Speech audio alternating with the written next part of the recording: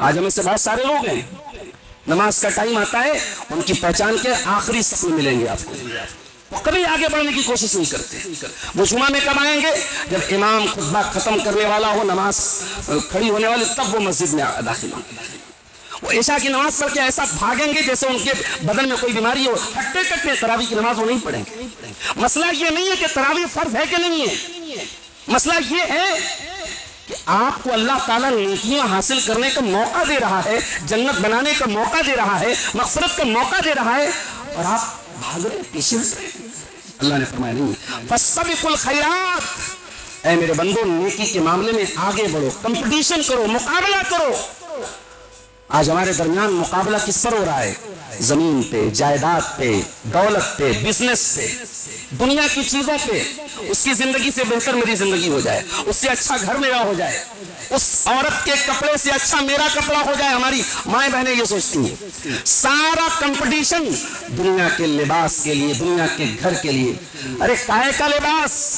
ایک دن مر جاؤ گی، تمہارے سارے قیمتی کپڑے تمہارے وارڈروب میں پڑے رہیں گے، کوئی دوسرا پہنے گا۔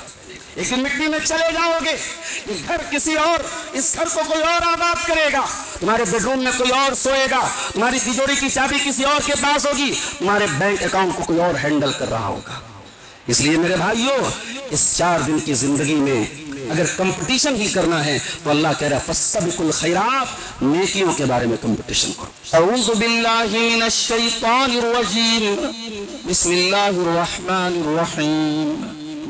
سيقول السفهاء من الناس ما ولاهم عن قبلتهم التي كانوا عليها قل لله المشرق والمغرب يهدي من يشاء إلى صراط مستقيم۔ محترم حاضرین، بزرگوں اور دوستوں، نوجوان بھائیوں، ماں اور بہنوں، پیارے بچوں، اللہ کے فضل و کرم سے آج ہم نے دوسری تراویح ادا کی ہے، اور آج ہم قرآن کریم کے دوسرے پارے کی کچھ سلیکٹڈ آیتوں کی تفسیر آپ کے سامنے پیش کریں گے۔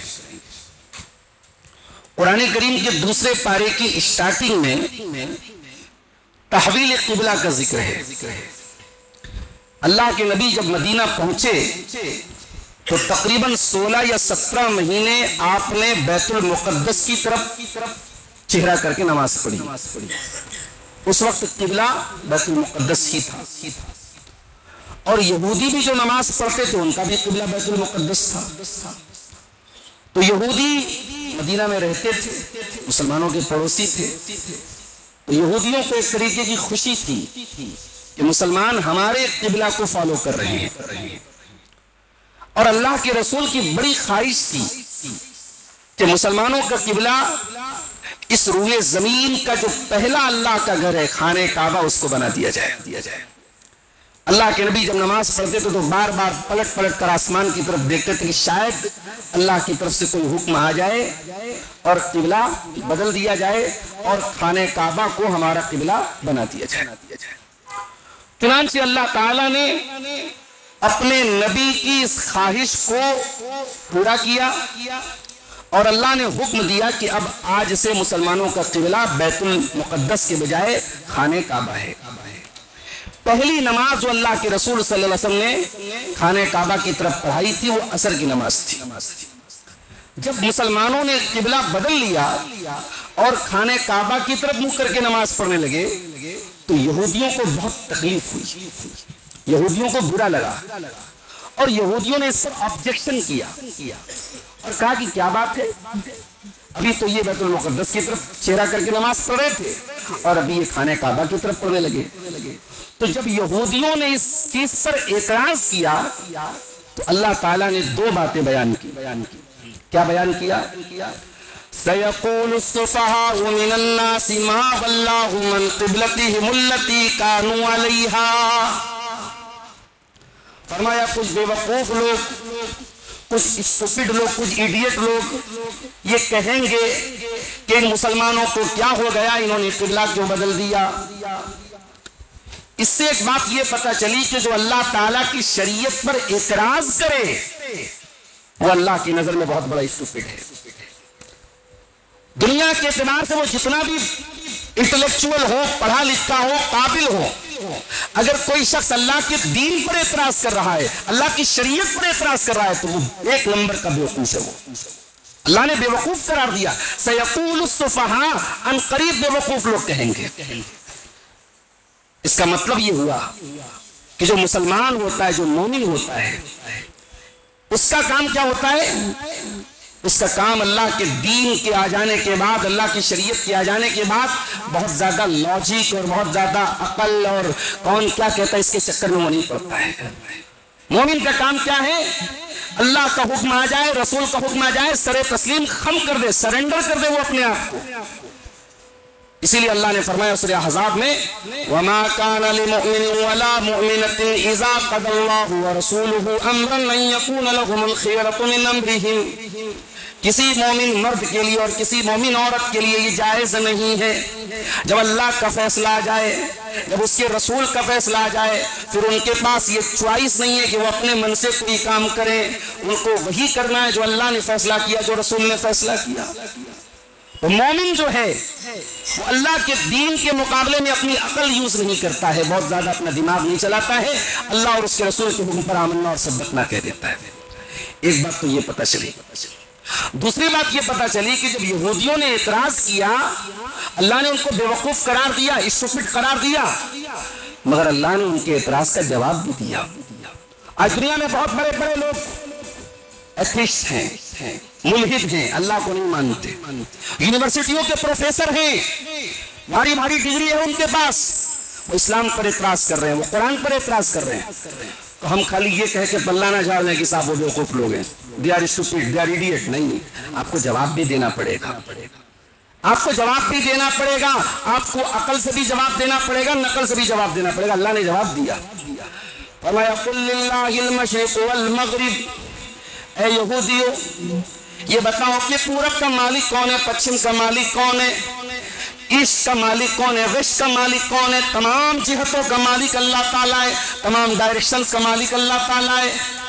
جب تمام ڈائریکشنز کا مالک اللہ تعالیٰ ہے تو اللہ کی مرضی. کل تک اللہ تعالیٰ نے بیت المقدس کو قبلہ بنایا تھا، آج خانہ کعبہ کو قبلہ بنا دیا. تمہیں اللہ کے اوپر اعتراض کرنے کا کیا حق ہے؟ تمام جہتوں کا اور تمام ڈائریکشنز کا مالک اللہ تعالیٰ ہے. اب اس کے بعد ایک سوال پیدا ہوا کہ یہ جو 16-17 مہینے نماز پڑھی گئی بیت المقدس کی طرف چہرہ کر کے، تو بہت سارے مسلمان تو اسی حالت میں انتقال کر گئے. تو صحابہ کرام کے دل میں یہ ڈاؤٹ پیدا ہوا کہ جو لوگ اسی سائڈ نماز پڑھتے ہوئے انتقال کر گئے ان کی نماز کا کیا ہوگا؟ اللہ اکبر.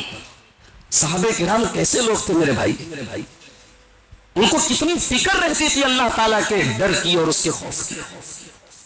ان کو اس بات کی چنتا ہے کہ ہمارے باپ دادا جو مر گئے اسی حالت میں اور انہوں نے زندگی میں نماز بیت المقدس کی طرف پڑھی، ان کی نماز کا کیا ہوگا؟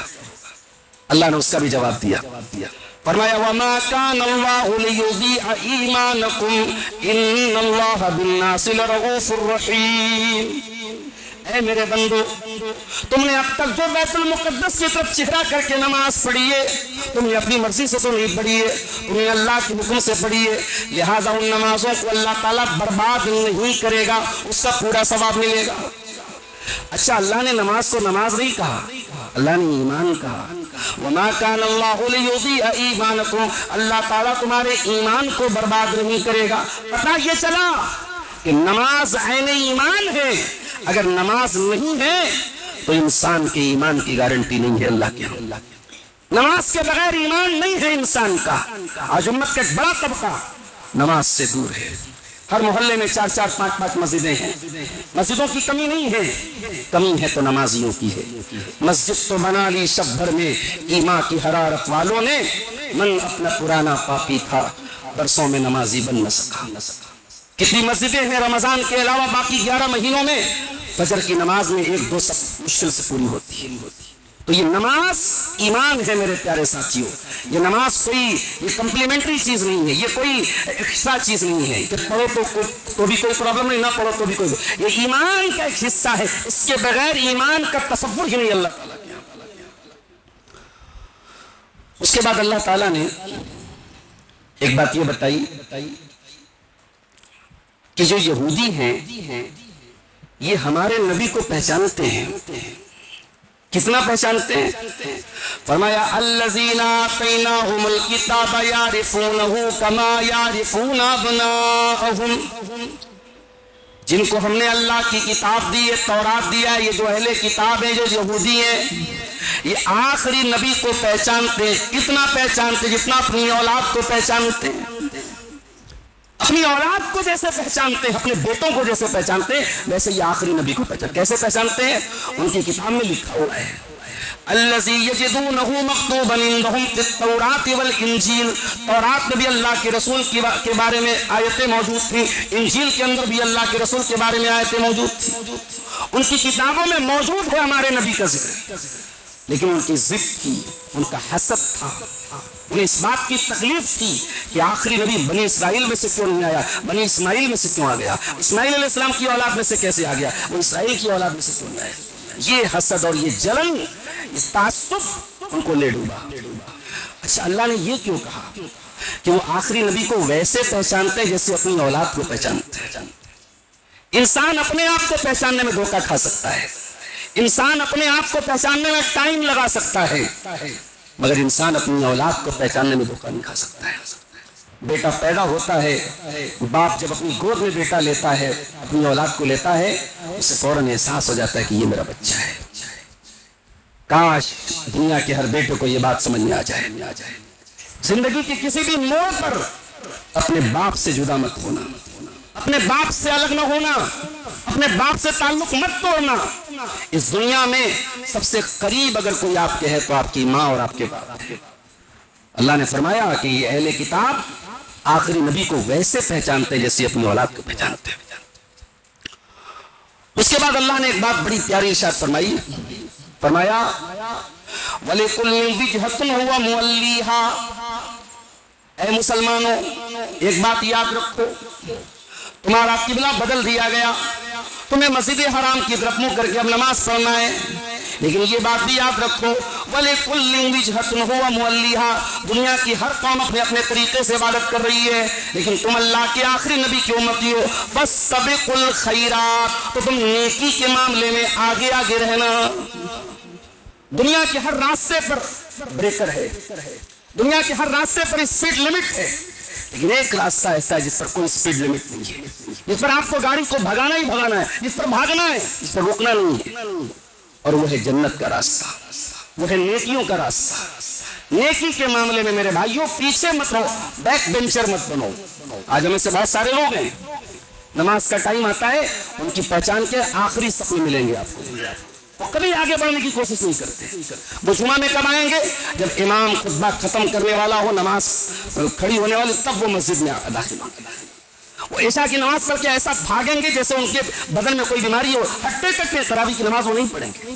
مسئلہ یہ نہیں ہے کہ تراویح فرض ہے کہ نہیں ہے، مسئلہ یہ ہے کہ آپ کو اللہ تعالیٰ نیکیاں حاصل کرنے کا موقع دے رہا ہے، جنت بنانے کا موقع دے رہا ہے، مغفرت کا موقع دے رہا ہے، اور آپ بھاگ رہے ہیں، پیچھے ہٹ رہے ہیں۔ اللہ نے فرمایا نہیں، فَاسْتَبِقُوا الْخَيْرَاتِ، اے میرے بندو نیکی کے معاملے میں آگے بڑھو، کمپٹیشن کرو، مقابلہ کرو۔ آج ہمارے درمیان مقابلہ کس پر ہو رہا ہے؟ زمین پہ، جائیداد پہ، دولت پہ، بزنس پہ، دنیا کی چیزوں پہ۔ اس کی زندگی سے بہتر میری زندگی ہو جائے، اس سے اچھا گھر میرا ہو جائے، اس عورت کے کپڑے سے اچھا میرا کپڑا ہو جائے۔ ہماری مائیں بہنیں یہ سوچتی ہیں۔ سارا کمپٹیشن دنیا کے لباس کے لیے، دنیا کے گھر کے لیے۔ ارے کائے کا لباس؟ ایک دن مر جاؤ گی، تمہارے سارے قیمتی کپڑے تمہارے وارڈروب میں پڑے رہیں گے، کوئی دوسرا پہنے گا۔ ایک دن مٹی میں چلے جاؤ گے، یہ گھر کسی اور، اس گھر کو کوئی اور آباد کرے گا، تمہارے بیڈ روم میں کوئی اور سوئے گا، تمہاری تجوری کی چابی کسی اور کے پاس ہوگی، تمہارے بینک اکاؤنٹ کو کوئی اور ہینڈل کر رہا ہوگا۔ اس لیے میرے بھائیوں اس 4 دن کی زندگی میں اگر کمپٹیشن ہی کرنا ہے تو اللہ کہہ رہا ہے فَاسْتَبِقُوا الْخَيْرَاتِ، نیکیوں کے بارے میں کمپٹیشن کرو۔ اس کے بعد اللہ نے فرمایا اَيْنَمَا تَكُونُوا يَأْتِ بِكُمُ اللَّهُ جَمِيعًا، اے میرے بندو تم کہیں پر بھی رہو گے اللہ تم کو سامنے لے آئے گا۔ اے گناہ کرنے والوں، اے پاپ کرنے والوں، اے شراب پینے والوں، اے زنا کرنے والوں، اے راتوں کو گناہ کرنے والوں، کہاں بھاگو گے؟ تمہارے بھاگنے کی لمٹ کیا ہے؟ تمہاری بھاگنے کی سیمائیں کہاں ہے؟ کہاں بھاگو گے؟ تم جتنا بھی بھاگ جاؤ تم اللہ کے کنٹرول کے باہر نہیں نکل سکتے. تم دنیا کے کسی کونے میں چلے جاؤ اللہ سامنے لے آئے گا. بخاری اور مسلم کی روایت ہے، اللہ کے نبی فرماتے کہ پہلے کے زمانے میں ایک آدمی تھا، بہت بڑا گنہگار تھا. اس نے زندگی میں کبھی کوئی نیکی کا کام نہیں کیا تھا. مرنے لگا، اس کے دل میں اللہ کا ڈر پیدا ہوا. اس نے اپنے بچوں سے کہا میرے بچوں اذا مت فاحرقونی، جب میں مر جاؤں تو مجھے جلا دینا، اور مجھے اتنا جلا دینا کہ میری پوری باڈی راکھ بن جائے، اور جب میرا پورا بدن جل کر راکھ ہو جائے تو آدھی راکھ کو سمندر میں لے جا کے بہا دینا اور آدھی راکھ کو خشکی میں کہیں اڑا دینا. مجھے اللہ کے عذاب سے بڑا ڈر لگ رہا ہے. میں نے زندگی میں کبھی کوئی نیکی کا کام نہیں کیا، میری پوری زندگی پاپوں میں گزری، گناہوں میں گزری. میں یہ طریقہ اس لیے اپنا رہا ہوں کہ شاید اللہ تعالیٰ کے عذاب سے میں بچ جاؤں. جب میری راکھ کا پتہ نہیں چلے گا، آدھی راکھ میری سمندر میں چلی جائے گی، آدھی خشکی میں چلی جائے گی، تو ہو سکتا ہے میں اللہ کی پکڑ سے بچ جاؤں، اللہ کے عذاب سے بچ جاؤں. جب وہ انسان مر گیا، اللہ کے نبی فرماتے ہیں اللہ تعالیٰ نے اس کے بدن کی ساری راکھ کو پل بھر میں اکٹھا کیا اور اللہ نے اس کو برزخی زندگی دی. اور جب برزخی زندگی اس کو دی، اللہ نے تو اس سے پوچھا کہ اے میرے بندے یہ کام تو نے کیوں کیا؟ تو نے کیوں اپنے بچوں سے کہا کہ مجھے جلا دینا اور میری راکھ کو ہوا میں اڑا دینا، خشکی میں اڑا دینا، سمندر میں اڑا دینا؟ کہا کہ پروردگار تیرے ڈر سے میں نے ایسا کیا تھا، تیرے عذاب کے خوف سے میں نے ایسا کیا تھا. میری زندگی گناہوں میں گزری ہے، میں نے کبھی کوئی نیکی کا کام نہیں کیا. اے اللہ مجھے ڈر لگا کہ میں تیرے یہاں جاؤں گا تو میرے ساتھ کیا معاملہ کرے گا. اللہ نے فرمایا جا، اگر تو نے میرے ڈر سے یہ کام کیا ہے تو جا، میں تیرے تمام گناہوں کو معاف کرتا ہوں اور میں تجھے اپنی جنت میں داخل کرتا ہوں، اپنی مغفرت میں داخل کرتا ہوں. تو اللہ وہ ہے میرے پیارے ساتھی، اینما تکونوا یأتی بکم اللہ جمیعا، تم کہیں پر بھی رہو گے اللہ تم کو سامنے لے آئے گا. اس کے بعد اللہ نے زندگی گزارنے کا 3 فارمولہ دیا ہے. 3 فارمولہ، اس کو یاد رکھ لیجیے. فرمایا فاذکرونی اذکرکم، اے میرے بندو تم مجھے یاد رکھو میں تمہیں یاد رکھوں گا. کیا مطلب؟ اے میرے بندو تم اپنے اچھے دنوں میں، اپنی خوشحالی کے دنوں میں، اپنی صحت کے دنوں میں مجھے یاد رکھو، میں تمہیں تمہاری پریشانی کے دنوں میں یاد رکھوں گا. حضرت یونس علیہ السلام مچھلی کے پیٹ میں پہنچے، جہاں دنیا کے کسی نیٹ ورک کا کوریج نہیں تھا، جہاں 3 اندھیرا تھا، سمندر کا اندھیرا، رات کا اندھیرا، مچھلی کے پیٹ کا اندھیرا. 3 اندھیروں میں یونس علیہ السلام پہنچے اور وہاں جا کر کے انہوں نے اللہ کو یاد کیا اور کیا کہا؟ لا الہ الا انت سبحانک انی کنت من الظالمین. اے پروردگار تیرے سوا میرا کوئی سہارا نہیں ہے، تو پاک ہے، میں ظالم ہوں. قرآن کہتا ہے کہ اگر یونس تسبیح کرنے والوں میں سے نہ ہوتا تو قیامت تک مچھلی کے پیٹ میں رہتا. اس کا مطلب کہ یونس علیہ السلام مچھلی کے پیٹ کے باہر بھی اللہ کو یاد کرتے تھے، اس لیے مچھلی کے پیٹ میں ان کی دعا قبول ہوئی. آج ہمارا مسئلہ کہ ہمیں اللہ کب یاد آتا ہے؟ جب ہمارا کاروبار ڈاؤن ہوتا ہے، جب ہمارا بچہ بیمار ہوتا ہے، جب ہمارے گھر میں تکلیف آتی ہے، جب ہم کسی مصیبت کے شکار ہوتے تب ہمیں اللہ یاد آتا ہے. اللہ نے فرمایا فاذکرونی اذکرکم، اے میرے بندو تم میرا ذکر کرو میں تمہیں یاد رکھوں گا. تو زندگی کا پہلا اصول یاد رکھو، میں اللہ کا ذکر کرو.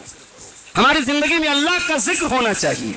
اٹھتے بیٹھتے چلتے پھرتے اگر آپ صرف نبی کی دعاؤں کی پابندی کریں تو آٹومیٹک آپ کی زندگی میں اللہ کا ذکر آ جائے. آپ کھانا پڑھ رہے ہیں، بسم اللہ پڑھ کے کھانا کھا رہے ہیں، کھانا کھانے کے بعد آپ دعا پڑھ رہے ہیں، بستر پہ سونے جا رہے ہیں دعا پڑھ رہے ہیں، بستر سے اٹھ رہے ہیں دعا پڑھ رہے ہیں، باتھ روم میں جا رہے ہیں دعا پڑھ رہے ہیں، مارکیٹ میں جا رہے ہیں دعا پڑھ رہے ہیں، سواری پہ بیٹھ رہے ہیں. یہ دعائیں اگر ہماری زندگی کا حصہ بن جائیں تو ہم اس آیت پر انشاءاللہ عمل کرنے والے بن جائیں گے. فاذکرونی اذکرکم، میرا ذکر کرو میں تمہیں یاد رکھوں گا. دوسرا اصول واشکروا لی ولا تکفرون، ارے میرے بندو میرے شکر گزار بنو، میرے ناشکرے مت بنو.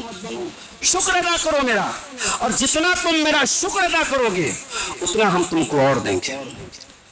بعض علماء نے بڑی پیاری بات لکھی، کہا قید النعم بالشکر.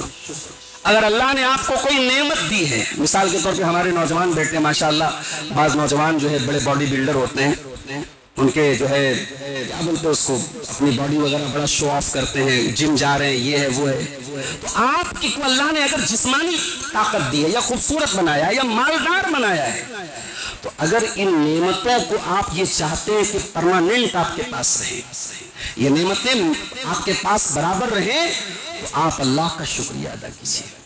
ناشکری کرو گے، اللہ نے آپ کو تندرستی دی، طاقت دی، طاقت کا مس یوز کرو گے، خوبصورتی دی، خوبصورتی کا مس یوز کرو گے یا کرو گی، دولت دی اللہ نے، اس کا مس یوز کرو گے، تو یہ مس یوز کرنا ہی ناشکری ہے. اور جس دن مس یوز کرنا شروع کر دو گے، اسی دن تاش کے پتوں کی طرح وہ نعمت ڈھہتی چلی جائے گی، زندگی سے طاقت چلی جائے گی، خوبصورتی چلی جائے گی، جوانی برباد ہو جائے گی، دولت چلی جائے گی. تو اگر نعمتوں کو قید کرنا چاہتے ہو تو شکریہ ادا کرو اللہ کا. اور میں نے کل ایک بات بتائی تھی کہ حمد جو ہوتی ہے وہ زبان سے ہوتی ہے، لیکن شکر جو ہوتا ہے وہ زبان سے بھی ہوتا ہے، دل سے بھی ہوتا ہے اور عمل سے بھی ہوتا ہے. اللہ نے آپ کو دولت مند بنایا، میں نے پوچھا کیا حال ہے بھائی، آپ نے کہا الحمدللہ، اللہ کا شکر ہے. یہ زبان سے آپ نے شکر ادا کیا، لیکن عمل سے آپ کیا کر رہے ہیں؟ اگر اس دولت کا غلط استعمال کر رہے ہیں تو یہ ناشکری ہے. دل سے بھی شکر ادا کرنا ہے، آپ زبان سے بھی کرنا ہے اور اعضاء اور جوارح سے بھی کرنا. تو یہ دوسرا کام کرنا ہے. اور تیسرا کام کیا کرنا ہے؟ یا ایھا الذین آمنوا استعینوا بالصبر والصلاۃ ان اللہ مع الصابرین. اے ایمان والو، صبر کے ذریعے اور نماز کے ذریعے اللہ کی مدد طلب کرو. صبر کیا کرے گا؟ آپ کے دل کو مضبوط کرے گا. اور نماز کیا کرے گی؟ نماز آپ کے تعلق کو اللہ کے ساتھ جوڑے گی. زندگی میں مشکل سے مشکل حالات آ جائیں، صبر کا دامن مت چھوڑنا اور نماز کی پابندی مت چھوڑنا. یہ دو چیزیں اگر زندگی میں ہیں تو آپ کبھی بکھرنے نہیں پائیں گے. جو پکا مسلمان ہوگا، جو پکا توحید والا ہوگا، وہ کبھی سوسائڈ نہیں کر سکتا. آج خبریں آتی ہیں صاحب، سب سے زیادہ سوسائڈ ہمارے دیش میں کون کرتا ہے؟ کسان کرتے ہیں. دوسرے نمبر پہ سوسائڈ کون کرتا ہے؟ یہ میڈیکل کے اسٹوڈنٹس کرتے ہیں. آئے دن خبریں آتی رہتی ہیں، نیٹ کا ایگزام کوالیفائی نہیں کر پایا، نوجوان نے خودکشی کر لی. میں کہتا ہوں دنیا کی بڑی سے بڑی ناکامی آ جائے، اگر ایمان مضبوط ہے تو انسان کبھی مومن کبھی سوسائڈ نہیں کرے گا. جس کا ایمان پکا ہوگا، جس کی توحید پکی ہوگی، وہ کبھی سوسائڈ نہیں کرے گا. اور اگر مصیبت آ بھی جائے تو اللہ نے ایک دعا بتائی ہے، ایک ذکر بتایا ہے، اور ہم سب شاید وہ پڑھتے بھی ہوں گے. الذین اذا اصابتهم مصیبت قالوا انا للہ وانا الیہ راجعون. میرے مومن بندوں پر جب بھی کوئی مصیبت آتی ہے، ان کی زبان سے یہ نکلتا ہے، انا للہ، بے شک ہم اللہ کی پراپرٹی ہے، بے شک ہم اللہ کی ملکیت ہے، اللہ ہمارا مالک ہے. اور جب اللہ ہمارا مالک ہے تو ہم اس کی تقدیر کے فیصلوں کے آگے سر تسلیم خم کرتے ہیں. مالک کو آزادی ہے، مالک کو آزادی اپنی ملکیت کے ساتھ جو چاہے سو کرے. اللہ کے نبی کی ایک نواسی یا نواسے کا آخری ٹائم تھا. بیٹی نے پیغام بھیجا، ابا جان میرا بچہ آخری ٹائم میں ہے. نبی نے جو پیغام لے کے آیا تو اسے کہا جاؤ میری بیٹی سے کہہ دو ان للہ ما اخذ ولہ ما اعطى. اللہ کی مرضی، اللہ جو چاہے دے دے، جو چاہے لے لے. وَكُلُّ شَيْءٍ لَهُ بِأَجَلٍ مُّسَمًّى. ہر چیز اللہ تعالیٰ کے ایک ٹائم اس کا فکس ہے، ایک وقت متعین ہے.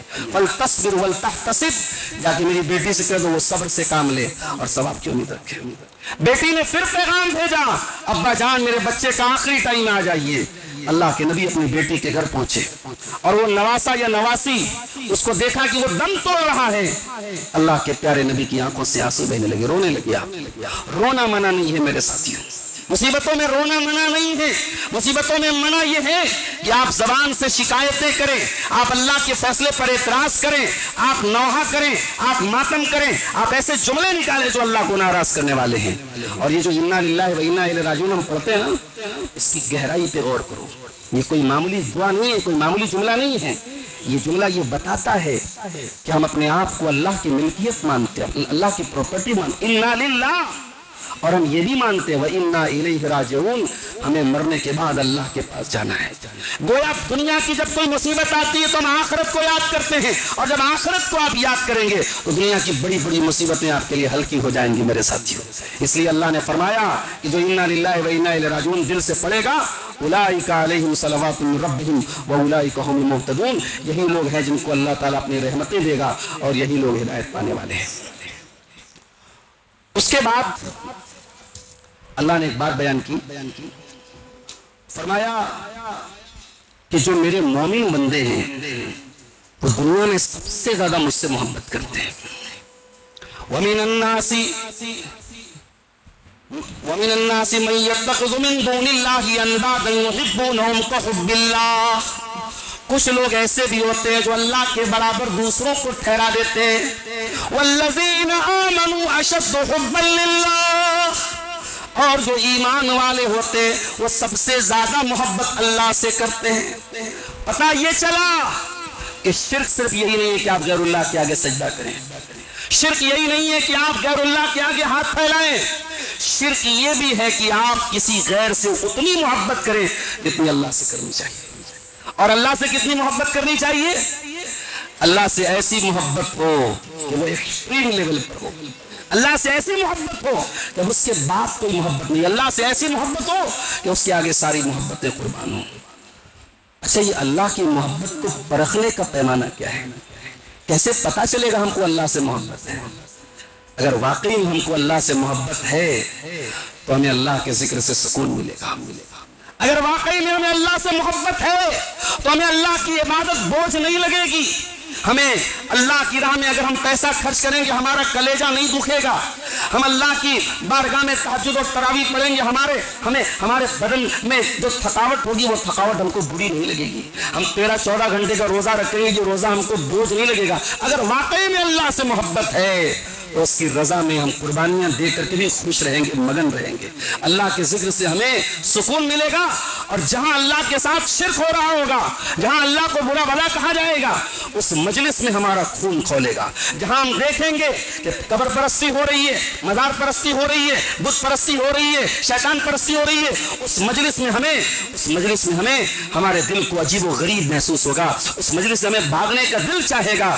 توحید کی ایسی محبت اللہ ہمارے دلوں میں ڈال دے گا کہ ہمیں شرک سے نفرت اور بیزاری محسوس ہوگی۔ یہ پیمانہ ہے میرے پیارے ساتھیوں کہ ہم پرکھ سکتے ہیں کہ ہمیں اللہ سے کتنی محبت ہے۔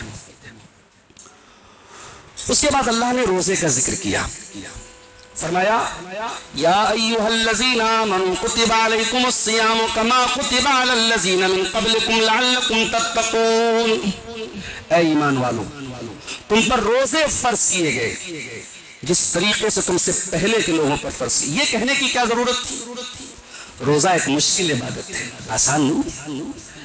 ہم لوگ کبھی فروری کا روزہ رکھ رہے ہیں، یہی روزہ 10 سال پہلے مئی میں پڑ رہا تھا، اپریل میں پڑ رہا تھا، تب بھی ہم نے روزہ رکھا، تب تو اور گرم موسم تھا اور گرم کلائمیٹ تھا۔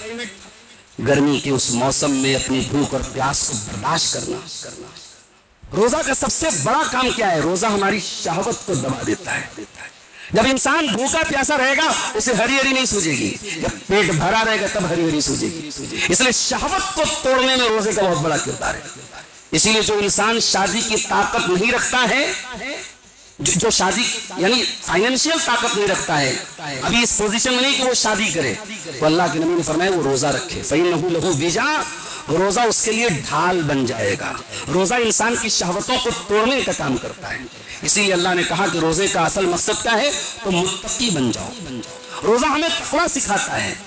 ہم کمرے میں بیٹھے ہوئے ہیں، سامنے فریج میں طرح طرح کی نعمتیں رکھی ہیں، پھل فروٹ رکھے ہیں، جوس رکھا ہوا ہے، لیکن ہم نہیں کھاتے، نہیں پیتے۔ ایک چیز ہمارے سامنے موجود، ہمیں ضرورت بھی ہے، ہمارا نفس تقاضا کر رہا ہے، لیکن پھر بھی اپنے نفس کو کنٹرول کر لے جائے، یہی تقویٰ ہے۔ میرے نوجوانوں، دنیا یہی سی ہی رہے گی، اس بے حیائی کے سیلاب میں آپ کو حیا کے ساتھ چلنا پڑے گا۔ میری بہنوں، یہ عورتیں اسی طریقے سے ننگی گھومتی رہیں گی مگر آپ کو حجاب میں رہنا ہوگا۔ اگر آپ ایسی زمین چاہتی ہیں جہاں ہر طرف صرف متقی لوگ ہو تو یہ پاسبل نہیں ہے۔ یہ دنیا یہاں شیطان اپنے مشن پہ لگا ہوا ہے، یہاں بے حیائی بھی رہے گی، یہاں بے پردگی بھی رہے گی، یہاں شیطان کے ننگا ناچ بھی رہے گا۔ اسی ماحول میں ہمیں اپنے دین اور ایمان کو بچانا ہے، اور اسی کا نام تقویٰ ہے میرے پیارے ساتھیوں۔ حضرت عمر فاروق نے ایک مرتبہ حضرت ابی بن کعب سے پوچھا کہ اے ابی بن کعب، تقویٰ کس کو کہتے ہیں؟ کہا اے امیر المومنین، کبھی ایسے راستے سے ہوا ہے جہاں دونوں طرف کانٹے دار جھاڑیاں ہوں اور راستہ بالکل تنگ ہو، بالکل سکرا ہو، کیسے گزریں گے آپ؟ حضرت عمر نے کہا اوشمر الثیابی، میں اپنے کپڑے کو سمیٹوں گا اور جلدی جلدی راستہ طے کر لوں گا۔ کہا اے امیر المومنین، یہی تقویٰ ہے۔ دونوں طرف زندگی کی راہ میں شیطان کے پھیلائے ہوئے کانٹے ملیں گے میرے نوجوانوں، ملیں گے میری بہنوں، لیکن شیطان کے ان کانٹوں سے اپنے دامن کو بچانا ہوگا۔ لوگ گالیاں دیں گے داڑھی رکھنے پر، لوگ گالیاں دیں گے پردہ کرنے پر، لوگ گالیاں دیں گے دین سے جوڑنے پر، لوگ برا بھلا کہیں گے، آپ کو فنڈامنٹلسٹ بولیں گے، آپ کو ایکسٹریمسٹ بولیں گے۔ ان تمام تانوں کو سہ لینا، ان تمام گالیوں کو سہ لینا، اور اپنے پیارے نبی کی وہ حدیث یاد رکھ لینا۔ پیارے نبی نے فرمایا بدا الاسلام غریبا وسیعود کما بدا، اسلام شروع ہوا تو پردیسی تھا، اسلام شروع ہوا تو اجنبی تھا، اور اسلام آگے چل کے پھر سے پردیسی ہو جائے گا۔ طوبی للغرباء، تو مبارکباد ہے پردیسیوں کے لیے، مبارکباد ہے اجنبیوں کے لیے۔ اگر دین پر چلنے کی وجہ سے دنیا ہمیں اجنبی کہتی ہے تو کہتی رہے، ہمیں یہ طعنہ منظور ہے۔ اس کے بعد اللہ نے ایک بات کہی کہ اگر کوئی کفر کی حالت میں مر گیا تو وہ جنت میں نہیں جائے گا۔ ان الذين كفروا وماتوا وهم كفار فعليهم لعنة الله والملائكة والناس اجمعين، جو لوگ کفر کی حالت میں مر گئے ان کے اوپر اللہ کی لعنت، ان کے اوپر فرشتوں کی لعنت، ان کے اوپر تمام انسانوں کی لعنت۔ خالدین فیہا لا یخفف عنہم العذاب ولا هم ينظرون، وہ اللہ کے عذاب میں ہمیشہ رہیں گے، ان کے عذاب میں کوئی ہلکا پن، کوئی تخفیف نہیں ہوگی۔ ابھی میں مغرب کے بعد موبائل دیکھ رہا تھا، فیس بک کھولا میں نے تو ہمارے اتر پردیش کے بنارس کے غیر مسلم سوامی ہیں، آج کل بڑے چرچا میں ہیں، وہ ان کا نام ہے سوامی ابھی مکتیشورانند۔ وہ ہمارے ہندو بھائیوں کے ہاں جو ایک شنکراچار ایک بہت بڑا عہدہ ہوتا ہے، اس عہدے پر وہ فائز ہے۔ ابھی ان کی حکومت کے ساتھ کچھ مسئلے مسائل بھی چل رہے ہیں، وہ الگ مسئلے میں اس پر بات نہیں کروں گا۔ تو اتفاق سے میں نے فیس بک کھولا تو ان کا ایک کلپ میرے سامنے آ گیا۔ انہوں نے کہا کہ ہمارے مسلمان بھائی برا نہ مانے، ایک بات میں کہوں گا کہ اسلام جو ہے وہ گول بندی سکھاتا ہے۔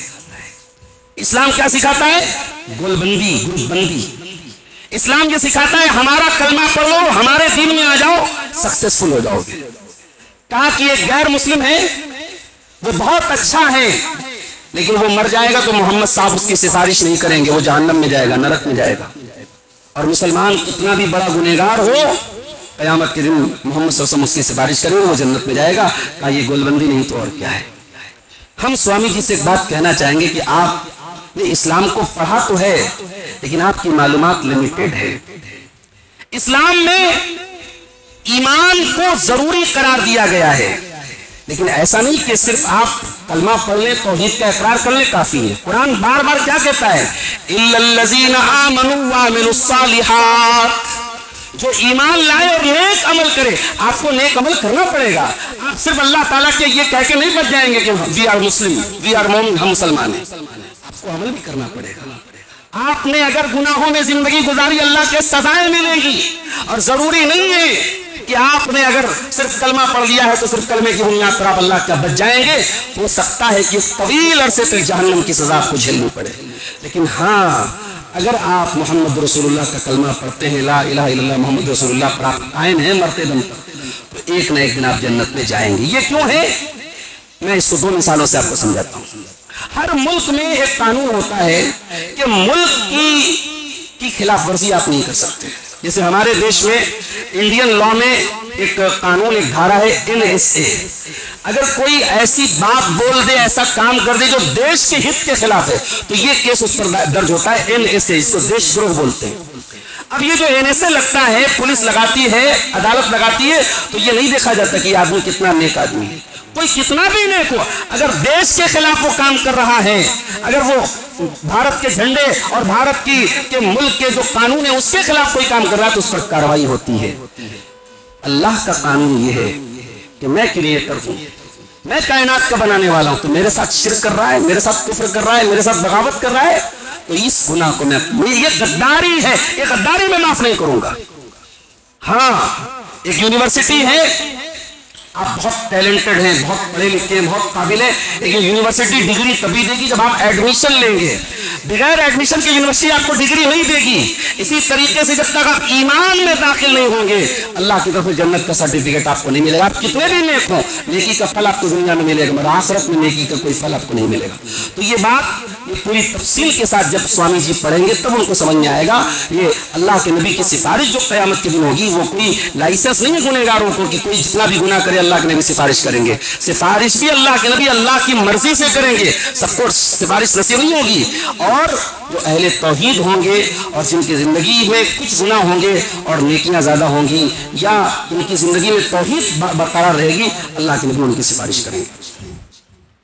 اس کے بعد اللہ تعالیٰ نے ایک بات یہ بیان کی کہ جب روزے کا ذکر کیا اللہ نے تو دعا کا بھی ذکر کیا۔ روزے کا ذکر چل رہا ہے، بیچ میں اللہ نے دعا کا ذکر کیا، فرمایا وَإِذَا سَأَلَكَ عِبَادِي عَنِّي فَإِنِّي قَرِيبٌ، اے میرے نبی جب میرے بندے آپ سے میرے بارے میں پوچھیں تو بتا دیجئے میں قریب ہوں۔ آج لوگ مثال دیتے ہیں، ارے پرائم منسٹر سے ملنا ہو تو پی اے سے ملنا پڑتا ہے، چیف منسٹر سے ملنا ہو تو اس کے سیکریٹری سے ملنا پڑتا ہے۔ اللہ سے اگر بات کرنا ہے، اللہ سے اپنی بات بنوانا ہے، ڈائریکٹ نہیں مانگ سکتے اللہ سے، کسی نہ کسی کو وسیلہ بنانا پڑے گا، کسی نہ کسی پیر کو پکڑنا پڑے گا، کسی نہ کسی بزرگ کو پکڑنا پڑے گا، نبی کا وسیلہ لگانا پڑے گا، ولی کا وسیلہ لگانا پڑے گا۔ ان تمام عقیدے کی گمراہیوں پر قرآن کی آیت ضرب لگاتی ہے۔ اللہ اعلان کر رہا ہے فَإِنِّي قریب، میں قریب ہوں، میرے بندوں مجھے دور مت سمجھو، میں قریب ہوں، اجیب دعوت الداعی، میں ضرور تمہاری دعا کو سنوں گا۔ شرط کیا ہے؟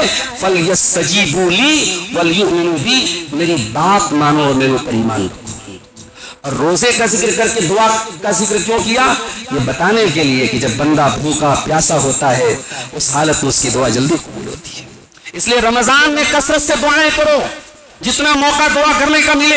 افطاری کے پہلے بیٹھ کے دعا کرو، صبح سحری کے بعد 10 منٹ 15 منٹ فجر کے پہلے کا ٹائم وہ بیٹھ کے دعا کرو، تراویح کے بعد گھر جا رہے وہاں بیٹھ کے دعا کرو۔ رمضان کا پورا مہینہ دعا کا مہینہ بنا لو میرے ساتھیوں، اور جو اللہ تعالیٰ سے اپنی جائز مرادیں مانگنا ہے مانگ لو۔ یہ دعا کا مہینہ ہے، اور خاص طور سے روزے کی جو حالت ہے وہ دعا کی حالت ہے۔ اس کے بعد اللہ تعالیٰ نے ایک بات یہ بیان کی کہ اسلام میں ادھورے مسلمان مت بنو۔ یا ایھا الذین آمنوا ادخلوا فی السلم کافہ، اے ایمان والو اسلام میں پورے کے پورے داخل ہو جاؤ۔ ولا تتبعوا خطوات الشیطان، اور شیطان کے نقش قدم پر نہ چلو۔ یعنی ایسا نہ ہو کہ تم اسلام کے اوپر عمل کرنے کے معاملے میں چوزی بن جاؤ، جہاں تمہارا من چلے وہاں اسلام کو فالو کرو، اور جہاں تمہارے من مرضی کے خلاف وہاں تم اسلام کو چھوڑو۔ اسلام کے اوپر عمل کرنے میں چوزی مت بنو، پورے اسلام میں داخل ہو جاؤ، اور شیطان تمہیں اس چیز سے روکے گا، لہذا شیطان کے نقش قدم پر مت چلو۔ اس کے بعد اللہ تعالیٰ نے طلاق کا ذکر کیا، اور طلاق کا طریقہ اللہ نے بتایا، فرمایا الطلاق مرتان وامساک بمعروف او تسریح باحسان، طلاق 2 مرتبہ ہے، یعنی 2 مرتبہ ایسی طلاق آپ دے سکتے ہیں جس طلاق کے بعد آپ بیوی سے رجوع کر سکتے ہیں۔ ایسی طلاق جس کے بعد رجوع کیا جا سکتا ہے کہ 2 مرتبہ ہے۔ فَإِمْسَاكٌ بِمَعْرُوفٍ أَوْ تَسْرِيحٌ بِإِحْسَانٍ، اور تیسری مرتبہ آپ کے سامنے سے 2 ہی چوائس ہے، یا تو آپ کو بیوی کو عزت کے ساتھ ودا کر دینا ہے، یا اس کو بھلائی کے ساتھ رکھنا ہے۔ پتہ یہ چلا کہ طلاق کوئی کھلواڑ نہیں، طلاق طلاق طلاق بول دیا اور بیوی کو جدا کر دیا۔ جن لوگوں نے طلاق کا یہ طریقہ اپنایا اور ایک ساتھ 3 طلاق کہنے پر انہوں نے یہ کہا کہ 3 طلاق ہو گئی، وہ کلم کلا قرآن کے اس دیے ہوئے آپشن کا انکار کر رہے ہیں۔ قرآن آپشن دے رہا ہے، قرآن کہہ رہا ہے طلاق 2 مرتبہ ہے، اس کے بعد صرف تیسری مرتبہ فائنل ہے، یعنی 2 مرتبہ طلاق ایسی طلاق ہے جس کے بعد آپ بیوی کو رکھ سکتے ہیں۔ آپ نے تو یہ آپشن ہی چھین لیا صاحب، آپ نے تو ڈائریکٹ فتویٰ دے دیا کہ طلاق طلاق طلاق بول دیا، بیوی ختم۔ اور جہاں تک حضرت عمر کے دور میں جو حضرت عمر نے وقتی طور پہ فیصلہ کیا تھا، تو تو یہ حضرت عمر کا ایک تعزیری فیصلہ تھا، یہ اسلامک لا نہیں تھا۔ اور یہ بھی یاد رکھیے کہ نبی کے دور میں، صحابہ کے دور میں لوگ سمجھدار تھے۔ اس زمانے میں بہت ریئر کوئی ایسا کیس ملتا تھا کہ کوئی اپنی بیوی کو ایک ساتھ طلاق 3 بار طلاق بولتے۔ یہاں تو صاف طلاق کے نام پہ کھلواڑ ہو رہا ہے۔ شوہر گھر میں آیا، کھانا بیوی نے تھوڑا نمک تیز کر دیا، مسالہ تیز کر دیا، طلاق، رشتہ ختم صاحب۔ اب مولوی کے پاس دوڑا، مولوی کیا کہہ رہا ہے؟ حلالہ کرانا پڑے گا۔ حلالہ کیا ہے بھائی؟ پری پلان شادی ہے، ایک رات کی شادی۔ اور کہیں کہیں تو یہ بھی ہوا، میرے بڑے بھائی سے حلالہ کر لو، میرے چھوٹے بھائی سے حلالہ کر لو۔ یہ بے غیرتی، یہ زناکاری، یہ بدکاری آج بالی ووڈ میں فلمیں بنائی گئی، اسلام کو بدنام کیا گیا، اسلام کی امیج خراب کی گئی۔ ہمارے غلط فتووں کی وجہ سے، ہماری بدعمالیوں کی وجہ سے اسلام کی امیج خراب ہوئی۔ حلالہ کو اسلام کا قانون نہیں ہے میرے ساتھیوں۔ اللہ نے طلاق کا طریقہ بتایا اور آگے فرمایا فَإِن طَلَّقَهَا، اگر شوہر اپنی بیوی کو تیسری طلاق دے دے، فَلَا تَحِلُّ لَهُ، تو اب وہ بیوی اپنے شوہر کے لیے حلال نہیں ہوگی، حَتَّى تَنْكِحَ زَوْجًا غَيْرَهُ، یہاں تک کہ بیوی کسی اور مرد سے شادی کرے۔ اسلام آپ کو طریقہ نہیں بتا رہا، ہیلا نہیں بتا رہا کہ اس طریقے سے اپنی بیوی کو 3 طلاق دے کے حلال کر لو۔ اسلام ایک آپشن بتا رہا ہے کہ اگر کسی نے تیسری طلاق دے دی، آپ کو اللہ تعالیٰ نے 3 چانس دیا، آپ نے ایک بار طلاق دی، 3 مہینے کا اللہ تعالیٰ نے ٹائم دیا، سوچ سمجھ کر کے، وچار کر کے، چاہے تو بیوی کو رکھ لو چاہے چھوڑ دو۔ اس کے بعد آپ نے زندگی میں کبھی اور طلاق دی، وہ دوسری طلاق دی، پھر آپ کو 3 مہینے کا گریس پیریڈ ملا، عدت کا ٹائم ملا۔ 3 مہینے کے اندر آپ نے بیوی سے رجوع کر لیا، اچھی بات ہے، رجوع نہیں کیا، 3 مہینہ گزر گیا، دوبارہ اسی عورت سے شادی کر لو۔ جب آپ نے تیسری مرتبہ طلاق دی ہے تو آپ نے اللہ تعالیٰ کی پوری چھوٹ کا فائدہ اٹھا لیا، اب آپ دوبارہ اس عورت سے نکاح نہیں کر سکتے، یہاں تک کہ آپ کی جو بیوی ہے وہ کسی اور مرد سے شادی کرے گی اور وہ کسی وجہ سے طلاق دے دے یا مر جائے، تب وہ عورت دوبارہ آپ کے نکاح میں آ سکتی ہے، ورنہ کوئی چانس نہیں ہے۔ تو یہ تیسری طلاق کے بعد شریعت نے اس معاملے کو اتنا اسٹرکٹ اس لیے کیا کہ طلاق بہت سوچ سمجھ کے دی جاتی ہے اور ہر طریقے کی سہولت آپ کو دی جا چکی ہے۔ لیکن ہمارے یہاں میرے بھائیوں، اپنے مسلک کو بچانے کے لیے لوگوں نے ایک ساتھ دی گئی 3 طلاقوں کو 3 مانا اور پھر فتوا دیا کہ 3 طلاق ہو گئی، اور جب شوہر نے کہا کہ نہیں مجھ سے تو غلطی ہوگی، میں بیوی کو رکھنا چاہتا ہوں، تو کہا کہ حلالہ کرانا پڑے گا، اور ملک بھر میں حلالہ سینٹر قائم کیے گئے اور یہ بے غیرتی اور زناکاری اس کو پروموٹ کیا گیا۔ اس لیے میرے بھائیوں یاد رکھیے، جب تک قرآن و سنت کی خلاف ورزی ہم کریں گے، ہم دنیا میں بھی ذلیل ہوں گے اور آخرت میں بھی ذلیل ہوں گے۔ اس کے بعد اللہ نے بیوہ عورتوں کی عدت بیان کی، فرمایا والذین یتوفون منکم، جن کی وفات ہو جائے اور بیوی ان کی زندہ ہو تو وہ بیوی 4 مہینہ 10 دن تک عدت گزارے گی۔ 4 مہینہ 10 دن کا ذکر کیوں کیا گیا؟ شوہر کے مرنے کے بعد عورت 4 مہینہ تک کیوں عدت گزارے گی؟ اس میں علماء نے یہ لکھا کہ جو بچہ ماں کے پیٹ میں ہوتا ہے اس کے اندر جو روح پھونکی جاتی ہے وہ 4 مہینے میں پھونکی جاتی ہے، اور بعض علماء نے لکھا کہ 4 مہینے کے بعد بچہ پیٹ میں موومنٹ کرتا ہے، تو اس پیریڈ تک عورت کو منع کیا گیا کہ وہ دوسری شادی نہیں کر سکتی، اور 4 مہینہ 10 دن تک جو عدت گزارے گی اس میں وہ کیا کرے گی؟ احداث کرے گی۔ احداث مطلب زینت نہیں کرے گی، نہ سجے گی، نہ سورے گی، نہ میک اپ کرے گی۔ اس کا مطلب کہ شادی شدہ زندگی کا ایک حصہ ہے کہ عورت سجے، عورت اپنے شوہر کے لیے سجے، یہ ایک شادی شدہ عورت کی ذمہ داری ہے۔ آج معاف کیجئے گا، جو ایکسٹرا میریٹل افیئر سماج میں جو بڑھ رہے ہیں، یہ جو گھر ٹوٹ رہے ہیں، اس کی ایک بہت بڑی وجہ ہے کہ شوہر اپنی ذمہ داری کو نہیں نبھا رہا ہے اور بیوی بھی اپنی حقوق کو نہیں نبھا رہی ہے۔ بعض عورتیں کیا کرتی ہیں؟ زمانے کی تمام فنکشن میں جانا ہے، شادی میں جانا ہے تو سجے گی، سورے گی، شوہر کے لیے کوئی زینت نہیں کرے گی، جبکہ شوہر ان کی زیب و زینت کا حقدار، اولین حقدار ہے۔ اس لیے ایک سمجھدار عورت وہ ہے، جنتی عورت وہ ہے جو اپنے شوہر کو رجھائے، اپنے شوہر کے ساتھ فلرٹ کرے، اپنے شوہر کو اپنی ادائیں دکھائے، اپنے شوہر کے سامنے ہمیشہ اپنے آپ کو مینٹین کر کے رکھے۔ آج زمانے کے لیے عورت اگر فلرٹ کرتی ہے اور زمانے کے لیے اپنے آپ کو سجاتی ہے تو وہ بے غیرت عورت ہے، لیکن وہی کام ایک شادی شدہ عورت اپنے شوہر کے لیے کرے تو ایک جنتی عورت کی نشانی ہے میرے ساتھی۔ اس کے بعد اللہ نے حیض کا ذکر کیا۔ قرآن اللہ کی کتاب ہے اور عورت کے ایام کے بارے میں قرآن کی آیت اتر رہی ہے۔ اللہ اکبر! اللہ کا دین کتنا پیارا ہے، کتنا مقدس دین ہے، اور اس دین میں پاکی کو کتنی اہمیت دی گئی ہے۔ دور جاہلیت میں کیا ہوتا تھا؟ عورت جب پیریڈ میں ہوتی تھی لوگ اس کے ساتھ اٹھنا بیٹھنا کھانا پینا سب حرام سمجھتے تھے. اللہ نے آیت نازل کی یسألونک عن المحیض قل هو اذن فاعتزلوا النساء فی المحیض. اے میرے نبی لوگ آپ سے حیض کے بارے میں پوچھتے ہیں, آپ یہ بتا دیجئے وہ گندگی ہے, لہٰذا اس پیریڈ میں اپنی عورتوں سے الگ رہو, اس حالت میں اپنی بیویوں سے الگ رہو. الگ رہنے کا مطلب کیا ہے؟ ان کے ساتھ ریلیشن شپ نہیں بنا سکتے, باقی ان کے ساتھ کھانا پینا سب جائز ہے. اللہ کے نبی جب کھانا کھاتے تھے, دودھ جب برتن میں پیتے تھے, تو اللہ حضرت عائشہ کہتی ہے کہ میں حیض کی حالت میں ہوتی تھی اور جہاں برتن میں منہ لگا کر کے پانی پیتی تھی, دودھ پیتی تھی, اللہ کے پیارے نبی وہیں منہ لگا کے پانی پیتے تھے. میں گوشت کھاتی تھی, ہڈی میں سے گوشت نوش کر کے آدھی ہڈی بچا کے میں اللہ کے رسول کو دیتی تھی اور آپ اس کو کھا لیتے تھے. دنیا کو میسج دیا آپ نے کہ وہ جو پیریڈ ہوتا ہے, عورت اس پیریڈ میں مینٹلی ڈسٹرب ہوتی ہے, سائیکولوجیکلی ڈسٹرب ہوتی ہے, اس کو پیار کی ضرورت ہے, اس کو اپنائیت کی ضرورت ہے. ٹھیک ہے ریلیشن شپ حرام ہے اس پیریڈ میں, اور اگر کوئی اس پیریڈ میں ریلیشن شپ کرے گا تو وہ حرام کام کرے گا. اللہ کے نبی کی بڑی وعید موجود ہے, لیکن اس کے ساتھ اٹھنا بیٹھنا سونا جاگنا یا پیار محبت کرنا یہ تمام چیزیں جائز ہیں. اس کے بعد دوسرے پارے کے آخر میں اللہ نے ایک واقعہ ذکر کیا. ایک بہت ظالم بادشاہ تھا, اس کا نام تھا جالوت, اور جالوت کا مقابلہ کرنے کے لیے بنی اسرائیل کو اللہ تعالیٰ نے ایک بادشاہ دیا. اس بادشاہ کا نام تھا طالوت. اور طالوت کو اللہ نے کیوں بادشاہ بنایا؟ فرمایا زادہ بسطۃ فی العلم والجسم. یہ جو طالوت تھے ان کے پاس نالج بہت تھی اور جسمانی اعتبار سے بھی مضبوط تھے. پتہ یہ چلا کہ قوم کا جو لیڈر ہو, قوم کا جو بادشاہ ہو, اس کے اندر نالج بھی ہونی چاہیے اور جسمانی اعتبار سے بھی وہ طاقتور ہونا چاہیے. تو جب حضرت طالوت اپنے لشکر کے ساتھ مقابلہ کرنے کے لیے آگے بڑھے تو راستے میں ایک ندی تھی. تو حضرت طالوت کا جو لشکر تھا بہت پیاسا تھا, تو انہوں نے, ان کی قوم نے کہا کہ ہمیں پیاس لگی, ہم پانی پینا چاہتے ہیں. تو انہوں نے کہا کہ اے میری قوم کے لوگوں, ان اللہ مبتلیکم بنہر, اس ندی کے ذریعے اللہ تعالیٰ تم کو آزما رہا ہے, اس کا پانی تم کو نہیں پینا. تم کو بہت تیز پیاس لگی ہے, پانی مت پینا. ہاں ایک آپ 2 چلو پانی پی سکتے ہو, پانی مت پینا.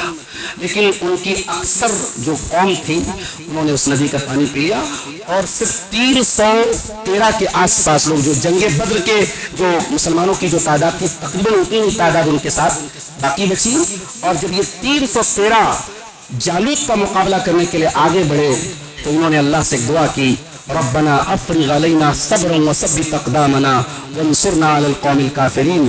اے پروردگار, ہم جالوت جیسے ظالم کا مقابلہ کرنے جا رہے ہیں, تو ہم کو صبر عطا فرما, ہم پر صبر کی بارش نازل فرما, اور اے اللہ ہمارے قدم کو جما دے اور ہمیں ان کافروں پر تو غلبہ عطا فرما. فہزموہم باذن اللہ, چنانچہ اللہ تعالیٰ کے حکم سے حضرت طالوت کا جو لشکر تھا وہ غالب آیا. اور حضرت طالوت کے لشکر میں ایک شخصیت تھی جس کا نام داؤد علیہ السلام تھا, انہوں نے جالوت کو قتل کیا. اور اللہ نے کہا وقتل داؤد جالوت, حضرت داؤد نے جالوت کو قتل کیا, اور بعد میں اللہ تعالیٰ نے حضرت داؤد کو بادشاہ بنایا. اس کا مطلب یہ ہوا کہ بادشاہت اللہ تعالیٰ کے یہاں کوئی معیوب بات نہیں ہے. اگر کوئی بادشاہ ہے لیکن دیندار اور نیک ہے تو کوئی خرابی کی بات نہیں ہے. بادشاہت اللہ کے نزدیک کوئی مبغوض چیز نہیں ہے.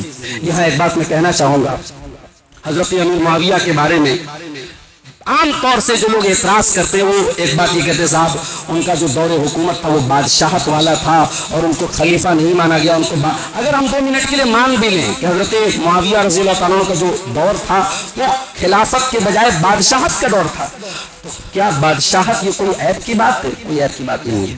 اگر ایک بادشاہ عدل و انصاف کے ساتھ حکومت کرتا ہے, اللہ سے ڈرنے والا ہے, تو اس میں کوئی خرابی نہیں ہے. اور حضرت معاویہ رضی اللہ تعالیٰ کی جو حکومت تھی وہ عدل انصاف پر مبنی تھی, اور جو ان کے اوپر الزامات لگائے جاتے سب بوگس الزامات ہیں, جھوٹے الزامات, بکواس الزامات. علماء نے تفصیل سے ان کا جواب دیا. اور یہ بات یاد رکھیے کہ حضرت معاویہ صحابی رسول ہے اور ان کا تعلق اس جماعت کے ساتھ ہے جو جماعت نبی کے صحابہ کی جماعت تھی. اور بعد میں آنے والا متقی سے متقی انسان کسی صحابی کے پاؤں کی دھول کے برابر بھی نہیں ہو سکتا. عبداللہ بن مبارک سے کسی نے پوچھا کہ امیر معاویہ زیادہ افضل ہیں یا عمر بن عبدالعزیز زیادہ افضل ہیں, تو حضرت عبداللہ بن مبارک جو بہت بڑے محدث اور اہل سنت کے بہت بڑے امام تھے, انہوں نے کہا کہ معاویہ نے جس گھوڑے پر چڑھ کے نبی کے ساتھ جہاد کیا تھا اس گھوڑے کی ناک میں بیٹھی ہوئی مٹی بھی عمر بن عبدالعزیز سے بہتر ہے. یہ عقیدہ تھا ہمارے اسلاف کا. آج افسوس کی بات ہے آج ہمارے بہت سارے اہل حدیث نوجوان بھی الٹی سیدھی چیزوں کو سن کر کے حضرت معاویہ کے بارے میں لنترانیاں کرتے ہیں, الٹی سیدھی باتیں کرتے ہیں اور کہتے ہیں صاحب حضرت معاویہ ایسے تھے ویسے تھے. حضرت معاویہ صحابی رسول ہیں اور عقیدے کا میٹر ہے کہ صحابہ کرام کے بارے میں ہمیں اپنی زبانوں کو بہت سوچ سمجھ کے استعمال کرنا چاہیے. دعا ہے رب العالمین سے اللہ رب العالمین ہمیں قرآن کریم کے ان آیات کی روشنی میں جو ہمیں سبق ملتے ہیں ان اسباق کو اپنی زندگی میں اتارنے کی توفیق عطا فرمائے. رب العالمین ہمیں اپنے نبی سے, نبی کے صحابہ سے, نبی کے اہل بیت سے سچی محبت کرنے کی توفیق عطا فرمائے. رب العالمین ہمیں توحید پر سنت پر چلنے والا بنا دے. شرک و بدعت کی تمام اقسام سے اللہ ہماری حفاظت فرمائے. رب العالمین ہمارے دلوں میں اپنا خوف پیدا فرما دے, تقوی پیدا فرما دے اور جب تک ہم دنیا میں زندہ رہیں ایمان پر قائم رہیں اور خاتمہ ہمارا ایمان پر ہو. آمین. وآخر دعوانا الحمدللہ رب العالمین. السلام علیکم ورحمۃ اللہ وبرکاتہ.